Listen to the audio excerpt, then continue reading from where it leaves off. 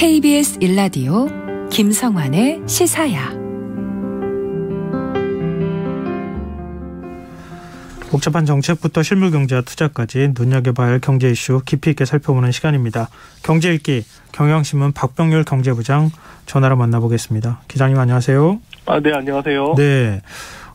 예상했던 일이긴 하지만 미국 연준이 자이언트 스텝을 또 단행했습니다. 금리를 한꺼번에 0.75%포인트 올린 건데요. 기자님은 어떻게 보세요? 네, 아까 말씀하셨던 것처럼 일단 저희가 예상은 했던 부분인데요. 예. 미국에서 지금 좀처럼 물가가 잡히지 않다 보니까 결국은 또 금리를 세게 올리지 않겠느냐 생각했는데 역시 그대로 올렸습니다. 0.75%포인트 이번에 이제 금리를 올리다 보니까 이제 미국의 금리는 3.75에서 4.0% 이 사이에 이제 형성이 됩니다. 지금 우리나라 금리가 3%니까 이제 한미 간 금리 역전차도 1.0%포인트까지 이제 벌어지고 있는데요. 네. 사실 지금 보면 올 들어가지고 연준이 금리 올린 거 상당히 드라마틱하게 올렸습니다. 올 3월에 이제 처음 금리 인상을 착수를 했는데 5월에 빅스텝 0.5%포인트 올렸고요. 그리고 6, 7, 9, 11월 오늘까지 4회 연속으로 지금 자이언트 스텝을 밟으면서 올해만 무려 3.75%포인트 이제 금리를 올렸습니다. 앞서 말씀드린 것처럼 오늘 이 금리 올린 것은 이제 지난 9월에 미국 소비자 물가 지수가 여전히 8.2%다 보니까 예상은 이제 했던 수준이다 이렇게 봐야 되고요. 근데 사실 저희가 오늘 주목을 한 게 네. 자이언트 스텝을 하는 것보다는 일단은 그 다음 수준. 그러니까 이제 12월부터 과연 계속해서 연준이 금리를 올릴 거냐. 네, 사실은 시장이 이 부분을 더 주목을 했습니다. 근데 상당히 매파적인 발언이 나왔어요. 네, 맞습니다. 그런데 이제 연준의 이제 정책 결정문 그래서 저희가 기다렸는데 네.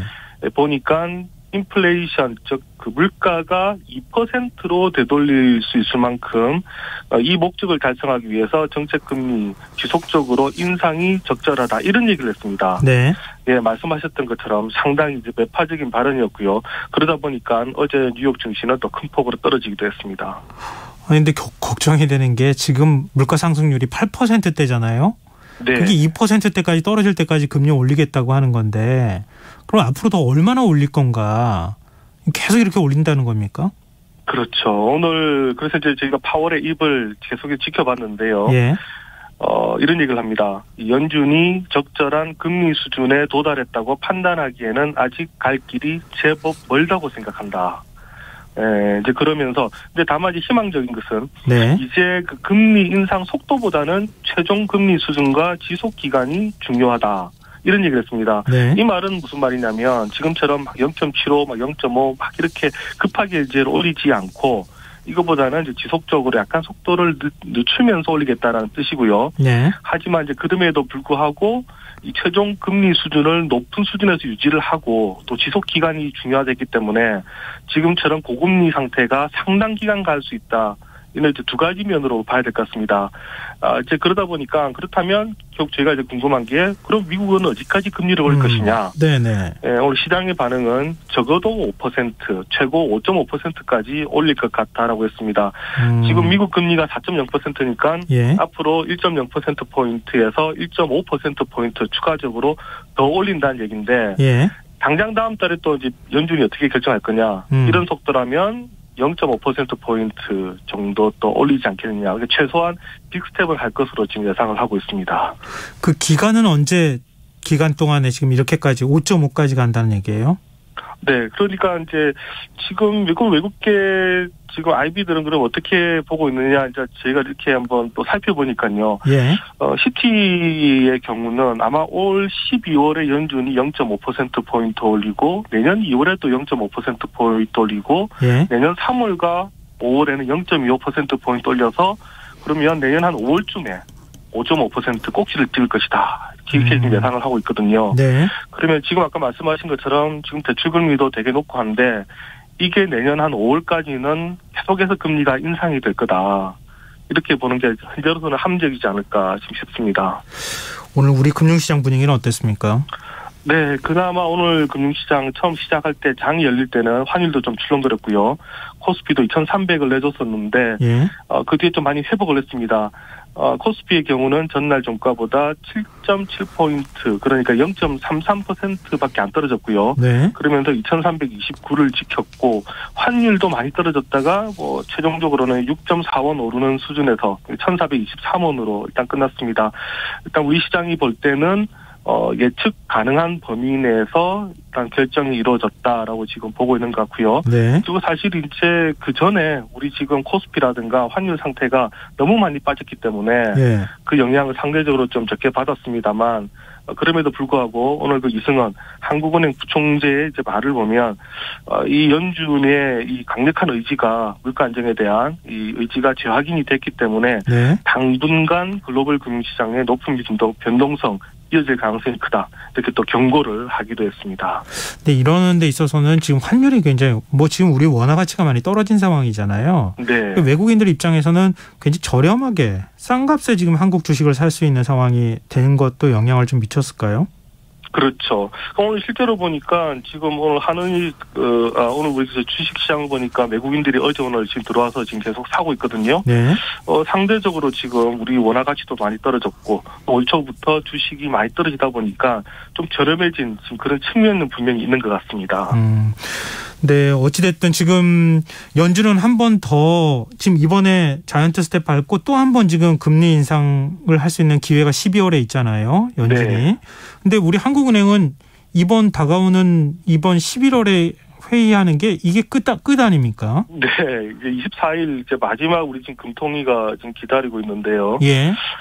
이제 이렇게 되다 보니까 이제 우리 한은은 또 얼마나 올릴 거냐 또 우리가 또 생각을 안 해볼 수가 없는데 이번에 미국이 0.75%포인트 올리고 또 다음 달에 0.5%포인트 올린다니까 지금 우리 시장에서는 최소한 한은도 0.5%포인트 이상은 좀 올려야 되는 것 아니냐. 네. 그러니까 이제 빅스텝 정도는 해줘야 한미 금리 차가 너무 차이 나지 않도록 할 수 있다. 지금 이런 지금 좀 전망을 하고 있습니다.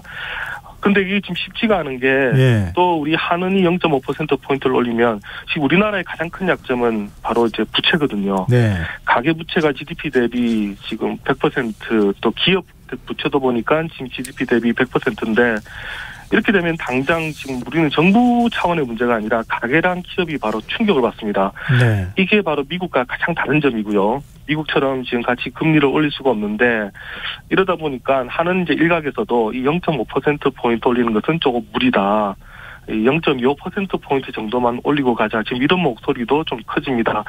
그런데 또 이렇게 될 경우에는 앞서 말씀드린 것처럼 한미 간 이 금리 차이가 너무 커지게 되면 또 우리 또 환율이 또 흔들리게 되거든요. 그렇죠. 네, 원화 약세로 가게 되고 이렇게 되면 아까 말씀하셨던 것처럼 또 여러 가지 부작용이 생기고 오히려 우리 경제에 더 큰 위험 요소가 있기 때문에 한은은 지금 24일 그날 당일까지 아마 고민을 하지 않을까 얘기가 나오고 그러다 보니까 오늘 시장 일각에서는 이거 나중에 결국 최종적으로 총재가 결정해야 될 정도로 동수가 나오는 것 아니냐 이런 얘기까지 지금 나오고 있습니다. 그럼 지금 그러니까 그 금통위가 선택할 수 있는 방법은 0.25냐 0.5냐 둘 중에 하나가 될 가능성이 굉장히 높다. 네.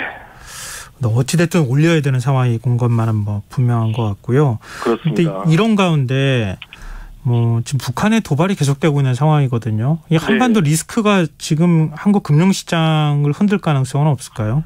일단 가능성은 있다고 봐야 될 겁니다. 사실 저희가 지금 생각을 해보면 2018년 이후에 지금 거의 한 4년간 북한 리스크는 우리 주식시장과 환율시장에 없었다고 봐야 됩니다. 네. 그럴 때 이게 지금 점점 이제 고조가 되고 있고 사실 오늘까지는 보면 우리 코스피라든가 환율시장에 큰 영향은 없었습니다. 그런데 지금 계속해서 긴장이 강화되고 있고요. 저희가 이제 걱정하는 게 특히 만약에 7차 핵실험을 있었을 때 그때도 우리 금융시장이 버텨줄 수 있을까 이런 우려들이 조금씩 나옵니다. 특히 이제 이 경우에 해외에서 보는 시각이 중요한데 우리 외환시장부터 지금 흔들릴 수 있다 이런 지금 전망도 나오고 있습니다.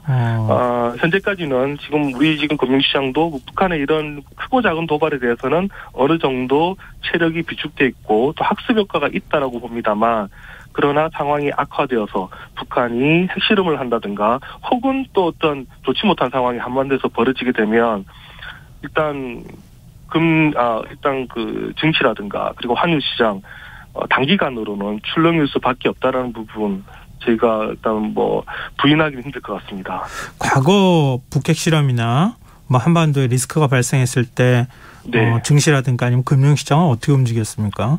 네, 2006년에 그 북한이 1차 실험했었을 때 보니까 코스피가 전날보다 2.4% 하락하면서 일단 마감을 했었고요. 예. 하지만 이제 그 다음 날 회복을 했고 일주일 만에 낙폭을 다 회복을 했었습니다. 2009년에 2차 핵실험했었을 때 장중한 때 전날 종가보다 6%까지 쭉 떨어졌다가 뒤에 쭉 회복하면서 0.2% 하락한 지점에서 마감을 했는데, 근데 이제 이게 이제 중요한 게, 네. 핵실험이라든가 이런 걸 했었을 때 당일에 분명히 충격을 받고 나면, 그리고 그 뒤에 추가적인 어떤 상황이 벌어지지 않으면 분명히 회복은 됩니다. 하지만 지금처럼 계속해서 북핵 위기 그리고 북한 리스크가 커지면 이게 계속해서 우리 증시를 짓누를 수 있다는 게 문제입니다.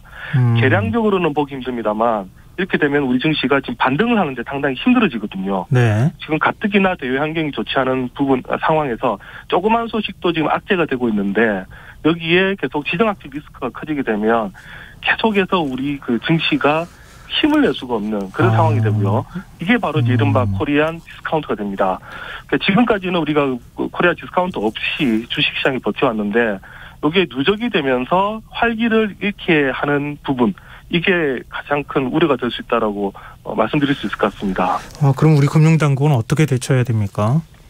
네, 지금 이게 상당히 지금 대외적인 변수고 금융당국 입장에서도 어떻게 지금 컨트롤할 수가 없는 방법이다 보니까 일단은 모니터링을 열심히 하겠다라고 지금 밝히고 있고요. 네. 무엇보다 지금 이제 선제적인 여러 가지 대응이 필요한데 저희가 금융당국에 물어보니까 일단 그 컨텐전시 플랜도 일단은 가지고는 있습니다.